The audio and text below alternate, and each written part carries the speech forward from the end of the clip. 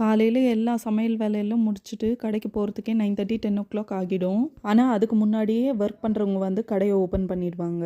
இன்றைக்கி என்னமோ கடையில் யாரும் கஸ்டமரே இல்லாத மாதிரி இருந்தது. வர வழியில் புதுசாக இந்த ஐஸ்கிரீம் கடையை பார்த்ததும் அதில் கொரியன் சீஸ் பன் போட்டு இருந்தது. நாங்கள் இருக்கிற பிளேஸில் பெருசாக பீஸா பர்கர் அந்த மாதிரி ஷாப்ஸ் எல்லாம் கம்மி தான். அதுவும் டேஸ்ட் அவ்வளோ ஒன்றும் நல்லா இருக்காது. சரி, கொரியன் சீஸ் பண்ண பார்த்ததும் எனக்கு என்னமோ டெம்ட் ஆயிடுச்சு அதை ட்ரை பண்ணி பார்க்கணுன்னு.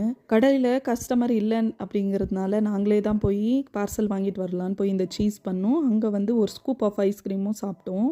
அது வந்து மோச்சான்னு சொன்னாங்க. அவ்வளோ ஒன்றும் எனக்கு பிடிக்கல. நைட்டு டின்னருக்கு தோசையும் சட்னியும் வச்சும் சாப்பிட்டாச்சு. மார்னிங் வந்து சில்ட்ரன்ஸ் டே பசங்களுக்கு சாம்பார் சாதமும் குறுக்குரே பெண்டியும் தான் பண்ணி கொடுத்துருந்தேன்.